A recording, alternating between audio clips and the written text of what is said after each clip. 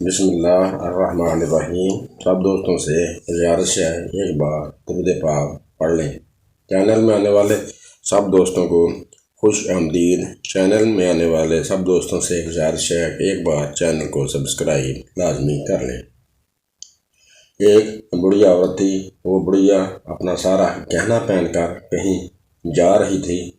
कानों में झुमके थे और बाहों में कंगन थे और गले में हार था, मगर ये सारे जेवर थे सोने के। इत्तेफाक से बुढ़िया के पीछे दो ठग लग गए। जब उन्होंने देखा कि बुढ़िया ने सोने के गहने और जेवरात पहन रखे हैं, वो दोनों ठग बड़े अय्यार, चालबाज और मकार थे। दोनों आपस में गहरे दोस्त थे। वो दोनों चाहते थे कि बुढ़िया से सारे का सारा जेवर हथिया लें, लेकिन बुढ़िया ने भी अपने बाल दूब में सफ़ेद नहीं किए थे। वो ठग जो थे वो तो थे ही, लेकिन ये बुढ़िया उनकी भी नानी थी। एक ठग ने आगे बढ़कर लैक सलैक के बाद पूछा, बड़ी अम्मा कहाँ जा रही हो? बुढ़िया ने जवाब दिया, बेटा शहर जा रही हूँ। दूसरा ठग बोला, तो फिर बड़ी अम्मा खूब साथ हुआ, हम भी तो शहर ही जा रहे हैं। बुढ़िया ने कहा, हाँ बेटा यह तो बड़ी अच्छी बात है। थोड़ी दूर जाने के बाद एक ठग बोला, बड़ी अम्मा कोई कहानी सुनाओ जिससे सफर की थकावट मालूम ना हो और वक्त भी जल्दी कट जाए। बुढ़िया बोली, बेटा मैं कौन सी कहानी सुनाऊं, तुम ही कुछ कहो। हम सुनाए? दूसरा ठग बोला, मगर बड़ी अम्मा एक शर्त है, वो ये कि अगर तुमने हमारी कहानी को झूठ कहा तो हम तुम्हारे कंगन उतार लेंगे। बुढ़िया ने उनकी ये शर्त तस्लीम कर ली और एक ठग कहानी सुनाने लगा। बड़ी अम्मा हमारी एक गाय थी, बड़ी खूबसूरत और मोटी मोटी आंखें थीं, उसके सींग थे बड़े मतवाले, लंबे लंबे कान थे। दूध इतना देती थी कि हम दोते दोते थक जाते, लेकिन दूध था कि ख़त्म होने का नाम ही नहीं लेता था।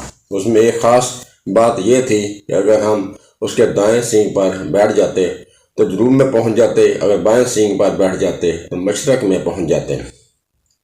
हिंदुस्तान के पटवारे ने हमारी गाय के गले पर अपनी तेजदार छुरी फेरने से गुरेज न किया। बुढ़िया ने पूछा, क्या मतलब बेटा? अम्मा, पाकिस्तान बनने पर जब हम काफिले के साथ पाकिस्तान आ रहे थे तो हम पर फसादियों ने हमला कर दिया। एक सनसनाती हुई गोली आई, हमारी गाय को लगी और बेचारी वहीं ढेर हो गई। बुढ़िया ने अफसोस का इजहार करते हुए कहा, बेटा अफसोस है तुम्हारी गाय का। ठग ने तीर निशाने पर ना लगते देख कर कहा, बड़ी अम्मा अब तो कुछ सुनाओ। बुढ़िया ने कहा, मैं सुनाऊं?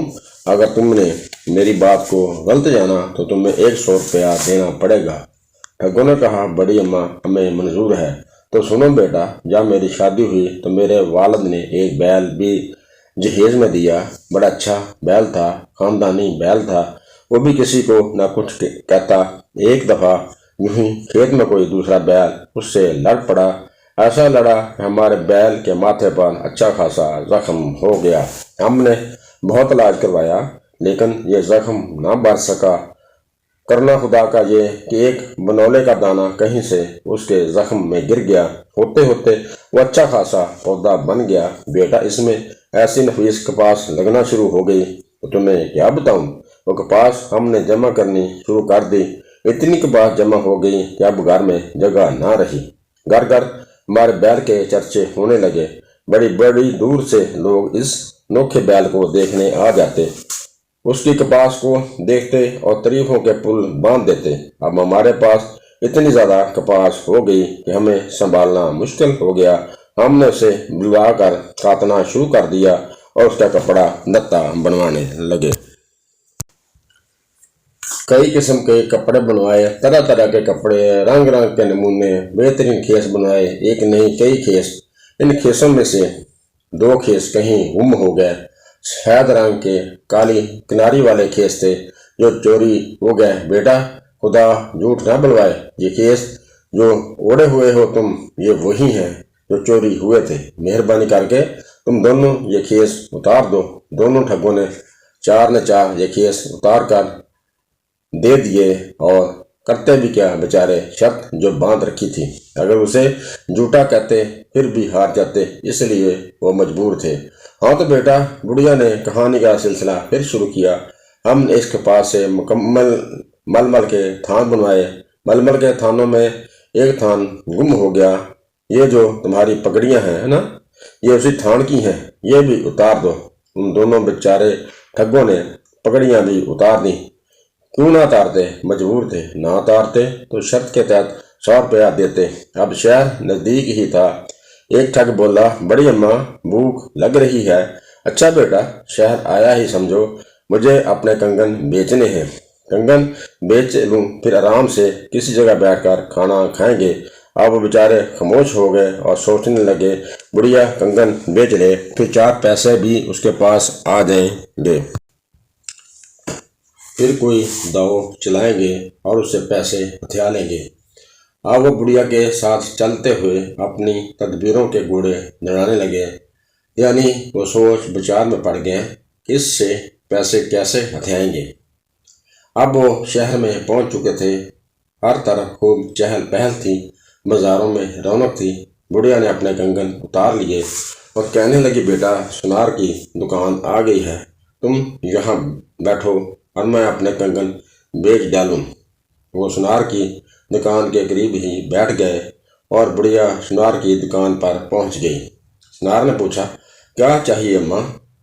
तुम्हें बुढ़िया कहने लगी, बेटा मैं अपने दोनों नौकर बेचना चाहती हूँ, वो सामने बैठे हैं। सुनार ने कहा, नौकरों की तो हमें वाकई ही ज़रूरत है। बोलो अम्मा, क्या कीमत है उनकी?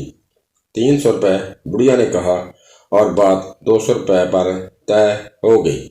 नौकरों से पूछ लूँ कि उन दोनों में से एक बिकना चाहता है या दोनों?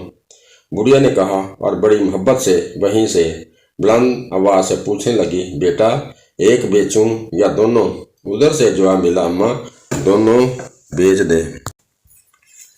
एक को कहाँ रखेगी, ठगों का मतलब था। बुढ़िया उन दोनों कंगनों के बारे में पूछ रही है, एक बेचूं या दोनों? इसलिए उन दोनों ने चिल्लाकर कहा कि दोनों।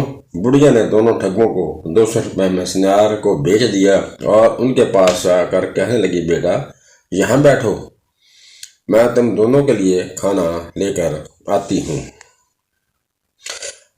अम्मा, दोनों ने कहा। बुढ़िया, अच्छा कहो। उन्होंने कहा, माँ थोड़ी सी मिठाई भी लेते आना। बुढ़िया अच्छा कहकर 9 2 11 हो गई। थोड़ी देर बाद जब सुनार ने उनको बुलाया और दरियां झाड़ने के लिए कहा तो उन पर हकीकत आश्कारा हो गई। एक ने दूसरे से कहा, हम तो ठग हैं, लेकिन वो बुढ़िया तो हम से भी चालाक निकली। दोस्तों, हमें चाहिए कि हम दूसरों को धोखा देने से बचे। हो सकता है दूसरा इंसान आपसे भी ज़्यादा होशियार और चालाक हो। कहीं ऐसा न हो कि आपको लेने के देने पड़ जाएं। अगली वीडियो तक इजाज़त दें। ज़िंदगी रही तो अगली वीडियो में इंशाल्लाह आपसे फिर मुलाकात होगी। खुदा हाफिज़।